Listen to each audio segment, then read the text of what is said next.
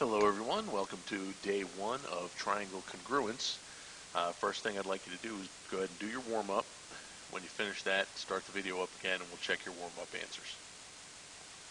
Okay, let's start with number one. The variable expression represents the angle measures in a triangle. Find the measures of each angle, then classify the triangle by its angles. As we can see here, the measure of angle A is x degrees, the measure of angle B is 4x degrees, the measure of angle C is 5x degrees. We're going to add those three up, set the equal to 180, so you should get 10x equals 180. When you divide that out, you get x equals 10. So the measure of angle A, since it is x degrees, is 18 degrees. The measure of angle B is 4 times 18 degrees, or 72 degrees. The measure of angle C is 5 times 18 degrees, or 90 degrees. Then it says classify the triangle by its angles. That makes this a right triangle. Number two, we're going to do the same thing. X minus 2 plus x minus 22 plus x plus 16 plus 2x minus 14 equals 180. If we solve for that, we get an x value of 50. So 50 minus 28 minus 22 is 28 degrees for the measure of angle A. 50 plus 16 is 66 degrees for the measure of angle B. And 2 times 50 minus 14 is 86 degrees for the measure of angle C. As we notice, all three of those angles are less than 90, which makes that an acute triangle. Find the value of x. This is an isosceles triangle, so these two measures should be equal. So 6x plus 12 equals 24. If we subtract 12 from both sides, we get 6x equals 12. Divide by 6, and you get x equals 2 inches. Notice there's inches in the problem. Put inches in your answer. This triangle is an equilateral triangle because all three sides are congruent, which means it's also equiangular. We've said that an equiangular triangle, all the angles are 60 degrees, so 3x plus 48 equals 60. Subtracting 48 from both sides will give us 3x equals 12. Dividing by 3, x equals 4. Sorry about that. And over here, again, we have an isosceles triangle, so the two sides across from the base angles, or the legs, are congruent. So 4x plus 30 equals 50. We subtract 30 from both sides, we get 4x equals 20, and divide by 4, x equals 5 meters. Now we're going to start talking about congruence in triangles and other shapes. This shape here, four-sided figure, is just a quadrilateral. Congruent means they're the same size and shape. We can take this shape, we can rotate it like this, we can flip it upside down like this. It's still the same size and shape, so it's congruent. These triangles are all triangles, but we can see they're all different sizes and even different shapes, so they are not congruent. Congruent statements, you always want to list the corresponding parts and corresponding vertices in the same order.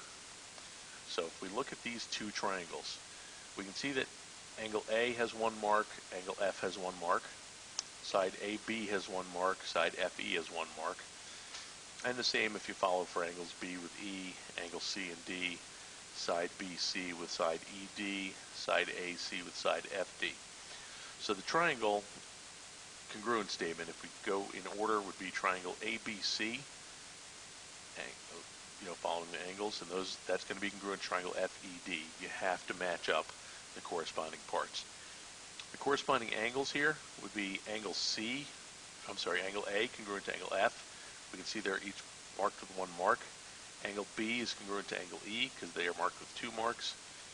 Angle C is congruent to angle D. You can see they are each marked with 3 marks, 3 congruence marks. This also follows if you just look at the triangles. A and F both come first, B and E both come second, C and D both come third. Corresponding side, same thing. We can look at the triangles. We can see AB and FE each have 1 mark, so they're congruent. BC and ED each have 3 marks, so they are congruent. AC and FD each have 2 marks, so they are congruent. Or as we can see, AB are the first 2 letters, FE are the first 2 letters. BC are the second and third, and ED are the second and third. AC is first and third, FD is first and third. That's how we get a congruent statement and list the corresponding parts. Here we have another set of triangles. We want to write a congruent statement and identify all the pairs of corresponding parts. Again, look for the markings on the angles and follow them in order. So as we look over here, we've got triangle JKL. So we're going 3 marks, 1 mark, 2 mark. If we do the same thing here, we would go TSR. So triangle JKL is congruent to triangle TSR. The corresponding angles, again, just follow in order. First with first, second with second, third with third. So angle J is congruent to angle T, angle K is congruent to angle S, angle L is congruent to angle R. And likewise for the sides, JK are the first two letters, TS are the first two letters, KL are the second and third, SR are the second and third, JL is first and last, TR is first and last. When we know two figures are congruent, that means that all their corresponding sides are going to have the same measures. So this tells us that DEFG is congruent to SPQR. We want to find the value of X. Here we see that X is on side QR. If we look at the second figure, second quadrilateral SPQR, we see QR are the last two letters. The last two letters in the first figure are FG. So we know FG is 12 feet. So 2x minus 4 has to be congruent to the side that's 12 foot because FG is congruent to QR because of where they fall in the congruent statement. So we could just say that 2x minus 4 equals 12. If we add 4 to both sides, we get 2x equals 16. And if we divide, we get x equals 8 feet. So we could plug x in there. And 2 times 8 is 16 minus 4 is 12. And those two sides are congruent like they should be. Next, we want to find the value of y. We can see y is at angle Q. If we look over here, angle Q is the third letter, so it should match up with angle F. The measure of angle F is 68. So we could say that the measure of angle F is equal to the measure of angle Q, which means that 6y plus x equals 68. We already know our x value is 8, so we can plug that in. So 6y plus 8 equals 68, 6y equals 60, and y equals 10. The third angles theorem is pretty simple. It tells us if two angles of one triangle are congruent to two angles of another triangle, then the third angles are also congruent. Here in triangle ABC, we can see angle A is 35 degrees, angle B is 88 degrees. In triangle HIJ, we can see that angle H is 35 degrees and I is 88 degrees. So since A is congruent to H and B is congruent to I, then C must be congruent to J. And we can go ahead and figure that out. We can see that if we subtract out what we have, that angle C would be 57 degrees. And since C is equal to J, then J would also be 57 degrees. Here's an example. We've got triangle ADC and triangle BCD.